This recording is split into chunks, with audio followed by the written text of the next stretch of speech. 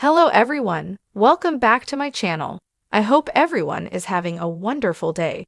Before starting the video, please go ahead and hit the subscribe button and give this video a thumbs up. Warning: this article contains spoilers for Daredevil. Born Again Season 1, Episode 8. Daredevil.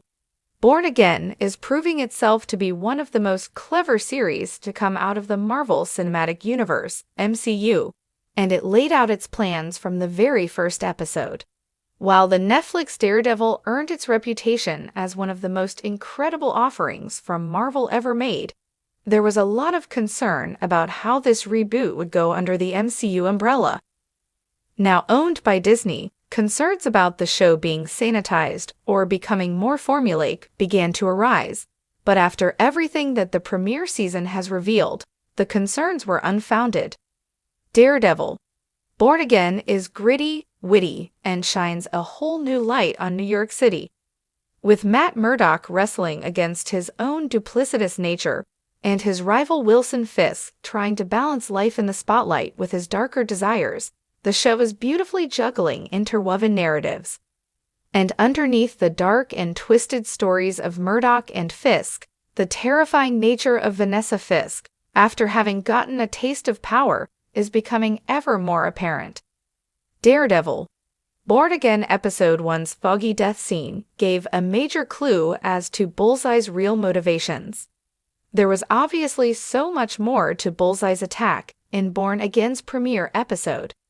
In the very first episode of Daredevil, Born Again, Foggy Nelson, Matt's best friend, is gunned down by the cruel and motivated assassin Benjamin Poindexter. Returning as a monstrous villain code named Bullseye, Poindexter unleashes brutal force on Murdock after efficiently and swiftly killing Foggy. However, this attack seemed somewhat senseless, cruel, and uncoordinated, especially for such a sophisticated and talented killer as Bullseye. However, it appears that this was clearly a hint about something bigger being at play. Bullseye was not on a warpath trying to get revenge on Daredevil. Indeed, it seemed unlikely that Poindexter even knew who Daredevil's alter ego was. As it turns out, Bullseye was hired by Vanessa, a woman who shared some disdain towards Wilson Fisk and Daredevil at the time of her hiring Poindexter. But with how much of a loose cannon Poindexter became, it was easy to assume that his actions were those of a madman, ready to eliminate targets with little thought, only an excess of violence. Why Daredevil? Born Again's foggy death twist clues are so easy to miss on a first watch. Daredevil. Born Again did a great job diverting expectations. The truth is, in both the comics and Born Again, Bullseye is unpredictable. He is a monster who acts with little or no thought about the future, and his incredible skills as a marksman and efficiency in eliminating his targets make him kind of reckless. So when he turns up at a bar frequented by the police, ready to kill Foggy, it just seems like Bullseye is on the warpath, and may also target Karen and Daredevil himself. However, since Matt immediately jumped in and began fighting against Bullseye, it's difficult to know if his rampage would have continued. Besides this, the incredible shock of Foggy being killed, seemingly out of the blue, made for a great distraction from further investigation into the motives for Bullseye's actions. Instead, the audience and the hero were thoroughly focused on seeing Matt take down the terrible villain, and when he made the choice to seemingly throw Bullseye to his death, that stunning moment became the focal point of the episode. Daredevil. Born Again teasing the reason behind Foggy's death from the start makes the show all the better. The writing is extremely clever and sophisticated for Daredevil. Born Again. The fact that Daredevil, Born Again, was able to smuggle such a pivotal moment that would have further implications and be a key clue about what was actually going on throughout the series highlights the enormous talent working on the show.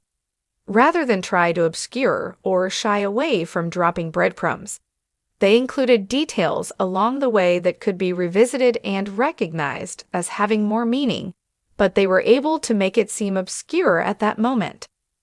This clever storytelling, and the incredible delivery throughout the series further proves the reboot's position as the perfect follow-up to the Netflix show, an incredible entry in the MCU's line of TV shows, and an all-around incredible story. As long as this level of quality continues to define the show, and the characters continue to be challenged alongside the audience, the show has a lot of potential to continue being a defining part of the MCU's street-level hero stories. Daredevil. Born Again continues to deliver clever writing and explore the complex character of Matt Murdock with increasingly clever storylines. I can't believe Daredevil. Born Again left a huge clue about its Episode 8 plot twist in plain sight in Episode 1, and I totally missed it. Marvel's storytelling has always been deft at planting seeds for future plot developments. But the latest installment in the Daredevil saga, Daredevil, Born Again takes this to a whole new level. As fans rewatch the series, an uncanny realization emerges.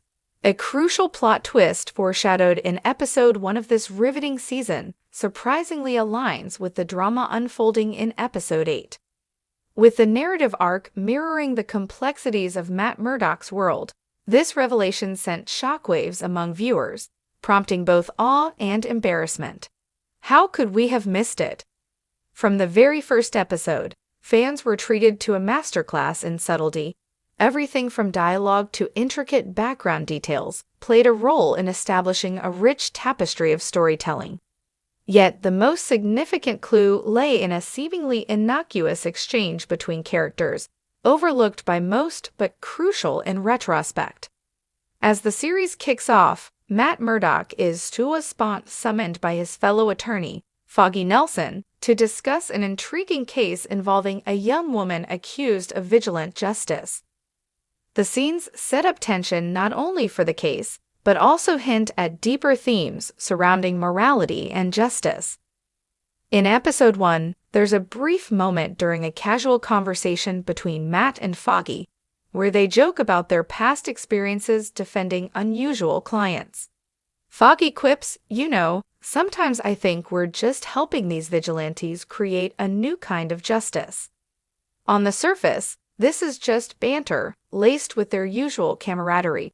However, the line takes on a haunting significance when contextualized against the developments in Episode 8, where we witness a shocking transformation in the character of one of Matt's clients. Episode 8 reveals the return of an iconic foe with a twist that redefines their narrative arc. As it turns out, the seemingly harmless vigilant from the trial in Episode 1 is revealed to be far more central to the story than anticipated. Through strategic storytelling, the creators established a clever connection between Matt's advocacy for justice and the moral ambiguity that cloaks many of his clients. This isn't just about legal definitions, it's about how the line between justice and vigilantism becomes increasingly blurred in the context of their interactions. The reveal transforms the trajectory of the series as the layers of deception peel away, exposing a roadmap that had been laid out right under our noses. The writers constructed a foundation upon which the entire plot of Episode 8 rests, employing the fluctuating theme of morality as both a guiding light and a haunting shadow. The very elements that fans thought were mere character development took on new meaning upon rewatching. The seemingly trivial discussions about justice evolve into critical turning points that define Matt's journey.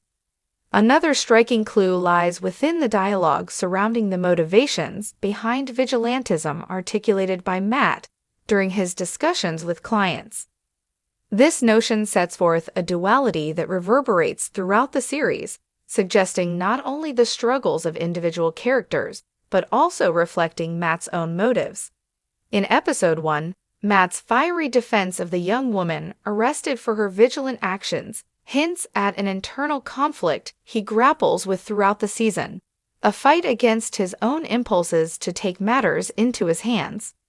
As audiences dive deeper into the series, the connections begin to compound. Episode 5 hints at the psychological toll that Matt's night job takes on him, presenting a conversation with a therapist who challenges him to confront the delusions wrapped up in his understanding of righteousness. You have to ask yourself, where does justice end and vengeance begin? The gravity of these questions plays a pivotal role in Episode 8, where Matt faces a moment of reckoning. The way the narrative intertwines through this exposition highlights a deliberate choice by the showrunners. The motif of duality is woven into both the thematic and visual composition of the episodes. Each early scene reverberates through later moments, creating a cyclical storytelling aesthetic that enhances engagement. A viewer's retrospective examination transforms brief interactions into portentous moments filled with meaning. Additionally, the visual imagery throughout Episode 1 is rife with clues, displaying a recurrent motif of shattered glass. Whether in mirrors or windows, this imagery suggests fractured identities and the precarious nature of truths, foreshadowing how realities will splinter in subsequent episodes. For dedicated fans, recalling this visual motif enhances the impending twist's efficacy, making the eventual reveal all the more impactful.